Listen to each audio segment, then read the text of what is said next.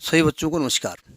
हम NEET physics की videos upload कर रहे थे जिसमें कि नीट का जो फिजिक्स का कंसेप्ट है, मतलब आप कहेंगे नीट का कंसेप्ट क्या है भाई, वो कंसेप्ट वही है जो आपके 11th क्लास में पढ़ाया गया फिजिक्स में। केवल एक तरीके से हम उसकी थ्योरी पोर्शन लेकर के चल रहे हैं, एनसीईआरटी बेस्ड। ठीक है, उसके पीवाईक्यू जो हैं उनको हम डिस्कस कर रहे हैं। ये क्वेश्चन 2022 नीट में पूछा गया है, तो ध्यान समझिएगा। ये यूनिट्स एंड मेजरमेंट का चैप्टर उठाया हमने। इसमें लिखा था plane angle and solid angles है। प्लेन एंगल और सॉलिड एंगल के पास होता है, क्या होता है, dimensions but no unit. Dimension होती है लेकिन यूनिट नहीं होती। No unit and no dimension, ना तो यूनिट होती है ना तो डायमेंशन होती है। बोथ यूनिट्स भी होती है, डायमेंशन भी होती है, और यूनिट होती है और डायमेंशन नहीं होती है। अब यहाँ बक्कड़ बक्कड़ हो गया। हमने आपको, अगर आपने देखो पहले वो देख लीजिएगा कि what is the fundamental of that. हम इसकी प्लेलिस्ट अलग बना रहे हैं, उसकी प्लेलिस्ट अलग बनेगी जाकर के, लेकिन उसका जो कंसेप्ट है उसमें हम दे देंगे। देखो ध्यान से, हमने प्लेन एंगल पढ़ा है कि कोई भी लाइन किसी पॉइंट पे या कोई भी आर्क किसी पॉइंट पे जो एंगल बनाता है उसको प्लेन एंगल कहते हैं। और अगर ये आर्क की लेंथ एस है और इसके रेडियस आर है, तो angle is equal to arc upon radius. इसकी यूनिट दी गई है रेडियन। ये सप्लीमेंट्री यूनिट है लेकिन यूनिट तो दी गई है। ठीक है, इसी प्रकार से अगर कोई एक 3D फिगर है, मान लिया ये 3D फिगर है मान लिया, और ये 3D फिगर एक पॉइंट पे कहीं एंगल बनाता है ऐसे ऐसे। ठीक है, ये कहलाता है सॉलिड एंगल। तो सॉलिड एंगल होता है इसका area upon R square, A upon R square. इसकी यूनिट भी दी गई है स्टे रेडियन।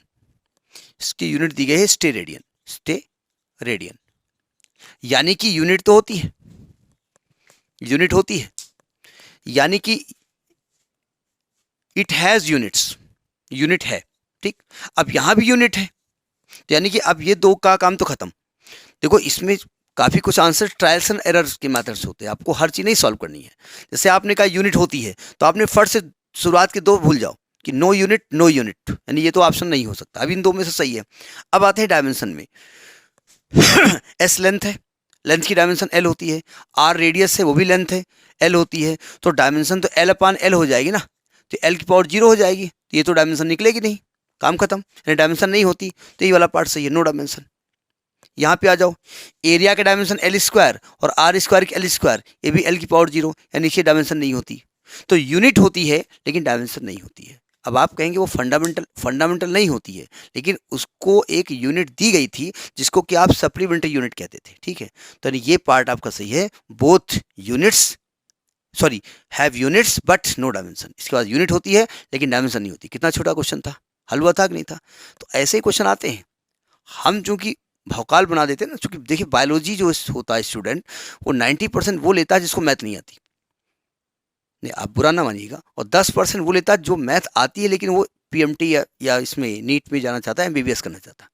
तो उनमें से आप अगर हैं तो अच्छा है, अगर आप उनमें से नहीं है तो थोड़ा मेहनत करनी पड़ेगी आपको। ठीक है, तो ये पहला क्वेश्चन है, बहुत ध्यान से पढ़िएगा। हम एक एक क्वेश्चन को हम अलग अलग वीडियो बना के डालेंगे, कोशिश करेंगे कि आपको समझ में आए। ठीक है, दिस इज फर्स्ट क्वेश्चन।